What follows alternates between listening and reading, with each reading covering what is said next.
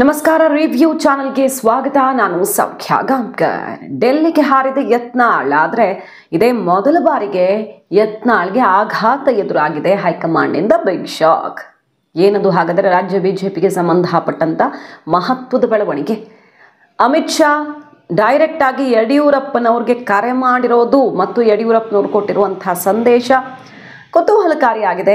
ವಿಜಯೇಂದ್ರ ಡೆಲ್ಲಿಗೆ ಹೋಗಿ ಬಂದ ಬೆನ್ನಲ್ಲೇ ಈ ಬೆಳವಣಿಗೆ. ಮಾಹಿತಿ ಮುಂದೆ ಇಡ್ತಾ ಇದೀವಿ. ಮಿಸ್ ಮಾಡಿದ್ರೆ ನಮ್ಮ ಚಾನಲ್ನ ಸಬ್ಸ್ಕ್ರೈಬ್ ಮಾಡಿ, ನಿಮ್ಮ ಅಭಿಪ್ರಾಯ ಕಮೆಂಟ್ ಮಾಡಿ ತಿಳಿಸಿ. ಎಸ್ ವೀಕ್ಷಕರೇ, ಮೊದಲನೇದಾಗಿ ಬಿಜೆಪಿ ಕರ್ನಾಟಕದಲ್ಲಿ ಅಧಿಕಾರ ಇಲ್ಲ.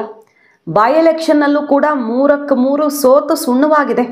ಹೀಗಿರುವಾಗ ನಾಯಕತ್ವದ ಜಟಾಪಟಿ ಮುಂದುವರಿತಿದೆ. ಆಡಳಿತ ಪಕ್ಷದ ವಿರುದ್ಧ ಒಂದಾದ ಮೇಲೆ ಒಂದು ಅಸ್ತ್ರಗಳು, ಹಗರಣಗಳ ವಿಚಾರ ಎಲ್ಲ ಸಿಡಿತಾ ಇರೋ ಹೊತ್ತಲ್ಲಿ ಬಿಜೆಪಿಗೆ ಅದನ್ನು ಸಂಘಟಿತವಾಗಿ ತಗೊಂಡು ಹೋಗೋದಕ್ಕೆ, ಒಗ್ಗಟ್ಟಿನ ಪ್ರದರ್ಶನ ಮಾಡೋದಕ್ಕೆ, ಹೋರಾಟ ಮಾಡೋದಕ್ಕೆ ಆಗದಂತಹ ಮಾಡಿದ್ರು ಅದು ಬಡಿದಾಟದಲ್ಲೇ ಕೊನೆಯಾಗುವಂತಹ ಒಂದು ದೊಡ್ಡ ಸಮಸ್ಯೆ ಬಂದೊದಗಿರೋದು. ಅವರಲ್ಲಿ ಹೋರಾಟ ಮಾಡ್ತಾರೆ.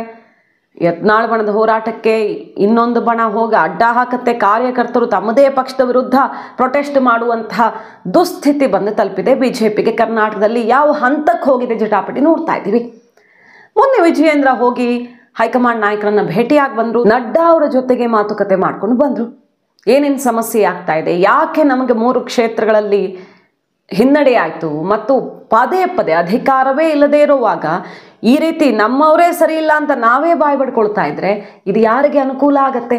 ಸೊ ಯತ್ನಾಳ್ ಬಣ ಮಾಡ್ತಿರೋದು ನಿಜವಾಗಿ ಯಾರಿಗೆ ಬಲ ತುಂಬ್ತಾ ಇದೆ ಅನ್ನುವಂಥ ವಿಷಯವನ್ನ ಇಟ್ಟು ರಿಪೋರ್ಟ್ ಇಟ್ಟು ಬಂದರು. ಮತ್ತು ಅಲ್ಲೇ ನಡ್ಡಾ ಅವರನ್ನು ಮೀಟ್ ಮಾಡುವಂಥ ಸಂದೇಶ ಕೊಟ್ಟರು. ಪಾಪ ನನ್ನನ್ನು ಡಿಸೆಂಬರಲ್ಲಿ ಕೆಳಗಿಳಿಸ್ತೀವಿ ಅಂತ ಯಾರೋ ಕನಸು ಕಾಣ್ತಾ ಇದ್ರು. ಅವರ ಕನಸು ನನಸಾಗಲ್ಲ ಅನ್ನೋದನ್ನು ಹೇಳಲಿಕ್ಕೆ ಇಚ್ಛೆ ಪಡ್ತೀನಿ. ಹೈಕಮಾಂಡ್ಗೆ ನನ್ನ ಪ್ರಯತ್ನದ ಬಗ್ಗೆ ಸಮಾಧಾನ ಇದೆ, ನೆನಪಿಟ್ಕೊಳ್ಳಿ ಅಂತ ಗುಡುಗು ಬಂದರು.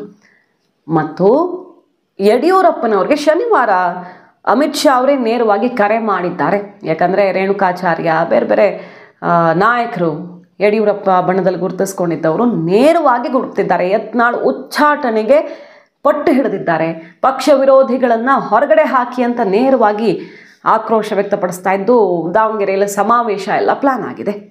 ಹೀಗಿರುವಾಗ ಅಮಿತ್ ಶಾ ಅವ್ರು ಕರೆ ಮಾಡಿ ಯಾಕೆ ಈ ರೀತಿ ಆಗ್ತಿದೆ ಹೋರಾಟ, ಪಕ್ಷದ ವಿರುದ್ಧವೇ ಹೋರಾಟ, ನಿಮ್ಮ ಆಪ್ತರನ್ನ ಸಮಾಧಾನ ಮಾಡಿ ಅಂತ ಹೇಳ್ತಾ ಇದ್ದಾರಂತೆ.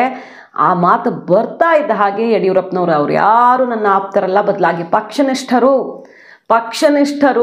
ಪಕ್ಷಕ್ಕೆ ಡ್ಯಾಮೇಜ್ ಆಗ್ತಾ ಇದೆ ಅಂತ ಇವತ್ತು ಅಖಾಡಕ್ಕೆ ಧುಮುಕಿದ್ದಾರೆ. ದಯವಿಟ್ಟು ಪಕ್ಷಕ್ಕೆ ಡ್ಯಾಮೇಜ್ ಮಾಡ್ತಿರೋರಂತ ಮಾತಿಗೆ, ಅವರ ನಡವಳಿಕೆಗೆ ಕೂಡಲೇ ಒಂದು ಕ್ಷಣವೂ ತಡ ಮಾಡಿದೆ. ಯಾಕಂದರೆ ಇಷ್ಟು ದಿನ ತಡ ಆಗಿಬಿಟ್ಟಿದೆ. ಒಂದು ಕ್ಷಣವೂ ತಡ ಮಾಡಿದ್ರೆ ನೀವು ಬ್ರೇಕ್ ಹಾಕಬೇಕು ಅಂತ ಒಂದೇ ಒಂದು ಮಾತಲ್ಲಿ ಉತ್ತರಿಸಿದ್ರಂತೆ ಯಡಿಯೂರಪ್ಪನವರು.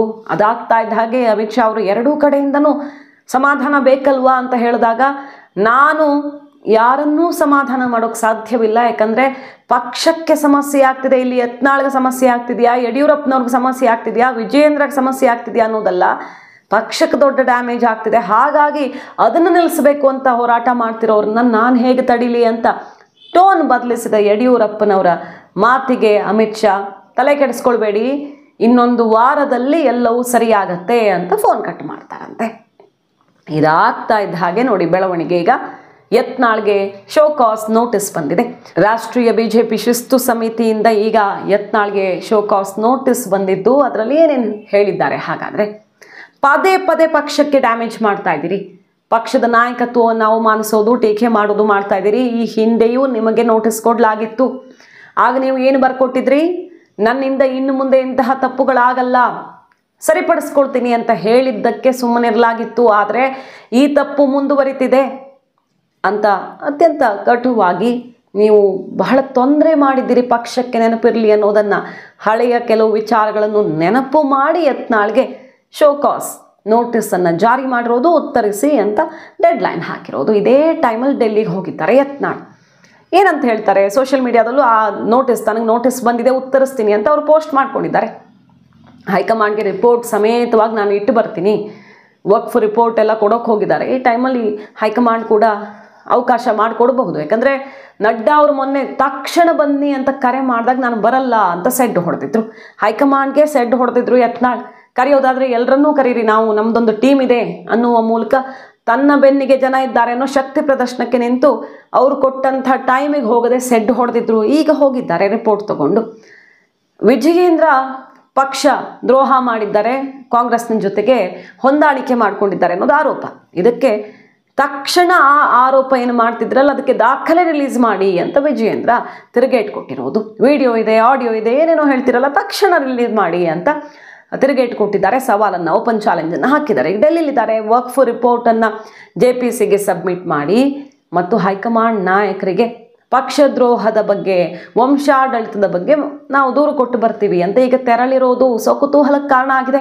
ಯತ್ನಾಳ್ ನಡವಳಿಕೆ, ಅವರ ನಡೆಯ ವಿರುದ್ಧ ಕೆಂಡವಾಗಿರೋ ಹೈಕಮಾಂಡ್ ಕೊನೆಗೂ ಈಗ ಆಕ್ಷನ್ಗೆ ಕೈ ಹಾಕಿರೋದು ಮತ್ತು 1 ವಾರದ ಒಳಗಡೆ ಅದಾಗತ್ತೆ ಅಂತ ಯಡಿಯೂರಪ್ಪನವರಿಗೆ ಅಮಿತ್ ಶಾ ಅವರು ಭರವಸೆ ಕೊಟ್ಟಿದ್ದಾರೆ ಎನ್ನುವ ಸುದ್ದಿಯೂ ಸಿಡಿದಿದ್ದು ವಿಜಯೇಂದ್ರ ಕೈಗೆ ಮತ್ತೆ ಬಲ ಸಿಗಲಿದೆಯಾ? ಹಾಗಾದ್ರೆ ಎಲೆಕ್ಷನ್ ಸೋಲಿಗೆ ಈ ಜಟಾಪಟಿಯೇ ಕಾರಣ, ಪಕ್ಷದ ವಿರುದ್ಧ ಪಕ್ಷದವರೇ ಧ್ವನಿ ಎತ್ತಿದ ಕಾರಣ ಅಂತ ಎರಡೂ ಕಡೆಯಿಂದ ರಿಪೋರ್ಟ್ ಆಗ್ತಿದೆ. ಈಗ ಯತ್ನಾಳ್ ಬಣ ಕೂಡ ಅಡ್ಜಸ್ಟ್ಮೆಂಟ್ ಪಾಲಿಟಿಕ್ಸ್ ಇಂದ ಸೋಲಾಯಿತು ಅಂತ ದೂರು ಕೊಡ್ತಾ ಇದ್ರೆ, ವಿಜಯೇಂದ್ರ ಈ ರೀತಿ ಅಸಹಕಾರದಿಂದ ಸೋಲಾಯಿತು ಅನ್ನುವಂಥ ಮತ್ತು ವಕ್ಫ್ ವಿಚಾರ ಹೇಗೆ ಮಹಾರಾಷ್ಟ್ರದಲ್ಲಿ ಅದು ದೊಡ್ಡ ಅಸ್ತ್ರ ಆಯಿತು, ಹಿಂದೂ ಮತಗಳು BJPಗೆ ಸಾಲಿಡ್ ಆಗಿ ಕೈ ಹಿಡಿಯೋದಕ್ಕಾದ್ರೆ ಕರ್ನಾಟಕದಲ್ಲೇ ಆಗಿ ಕರ್ನಾಟಕಕ್ಕೆ BJPಗೆ ಹೆಲ್ಪ್ ಆಗಲಿಲ್ವಲ್ಲ ಅನ್ನೋದೇ ಹೈಕಮಾಂಡ್ನ ಆಕ್ರೋಶ ಇದೆ. ಕಾರಣ ಇಷ್ಟೇ, ವಕ್ಫಲ್ಲಿ ಒಗ್ಗಟ್ಟಿನ ಹೋರಾಟ ಆಗಿಲ್ಲ ಅನ್ನೋದನ್ನು ಮನವರಿಕೆ ಮಾಡಿಕೊಡೋದಕ್ಕೆ ವಿಜಯೇಂದ್ರ ಪ್ರಯತ್ನಿಸ್ತಿದ್ದಾರೆ.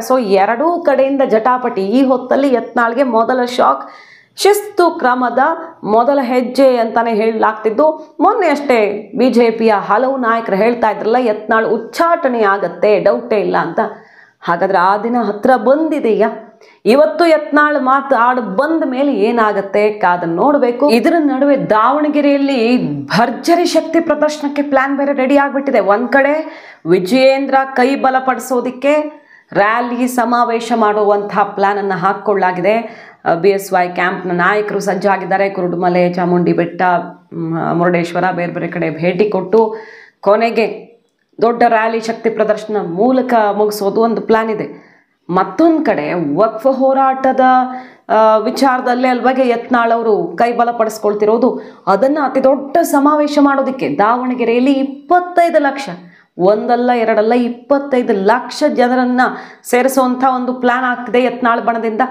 ಜಾರಕಿಹೊಳಿ, ಯತ್ನಾಳ್ ಇನ್ನಿತರರು ಸೇರಿಕೊಂಡು ಅಲ್ಲಿ ತಿರುಗಿ ನೋಡುವಂಥ, ಇಡೀ ದೇಶವೇ ತಿರುಗಿ ನೋಡುವಂಥ ಒಂದು ಸಮಾವೇಶ ಮಾಡೋದಕ್ಕೆ ವಕ್ಫ್ ವಿಚಾರದಲ್ಲಿ ಏನು ಅನ್ಯಾಯ ಆಗ್ತಾ ಇದೆ ಅಂತ ಈಗ ಅಧ್ಯಯನ ಮಾಡಿ ಜಿಲ್ಲೆಗಳಿಗೆ ಪ್ರವಾಸ ಮಾಡಿ ರಿಪೋರ್ಟನ್ನು ತಗೊಂಡು ಹೈಕಮಾಂಡ್ ಮುಂದೆ ಇಡೋದಕ್ಕೆ ಹೊರಟಿದ್ದಾರೆ, JPC ಮುಂದೆ ಇಡೋದಕ್ಕೆ ಹೊರಟಿದ್ದಾರಲ್ಲ. ಇಲ್ಲಿ ದೊಡ್ಡ ಸಮಾವೇಶವನ್ನು ಮಾಡುವಂಥ ಒಂದು ಪ್ಲಾನ್ ಕೂಡ ಆಗಿದೆ. ಈ ಮೂಲಕ ದಾವಣಗೆರೆಯಲ್ಲಿ ಏನಾದರೂ ಒಂದು ದೊಡ್ಡ ಸಮಾವೇಶ ಆಗತ್ತೆ ಅಂದರೆ ಐತಿಹಾಸಿಕ ಹೆಜ್ಜೆ ಇಡ್ತೀವಿ, ರಾಜಕೀಯದಲ್ಲಿ ಇನ್ನೊಂದು ಬಿಗ್ ಸ್ಟೆಪ್ ತಗೊಳ್ತೀವಿ ಅನ್ನೋ ಸಂದೇಶ ಅದೆಲ್ಲ ಪಕ್ಷಗಳಲ್ಲೂ. ದಾವಣಗೆರೆಯಲ್ಲಿ ಏನಾದರೂ ಒಂದು ದೊಡ್ಡ ಕಾರ್ಯಕ್ರಮ ಅಂದರೆ ಗಮನ ಸೆಳೆಯತ್ತೆ. ಮಧ್ಯ ಕರ್ನಾಟಕದ ದಾವಣಗೆರೆಯಲ್ಲಿ ಈ ಸಮಾವೇಶದ ಮೂಲಕ ಇನ್ನೊಂದು ಹೆಜ್ಜೆ ಮೇಲಕ್ಕೆ ಹತ್ತಬೇಕು ಅನ್ನುವಂಥ ದೊಡ್ಡ ಪ್ಲಾನನ್ನು ಯತ್ನಾಳ್ ಅವರು ಹಾಕ್ಕೊಂಡಿದ್ದಾರೆ.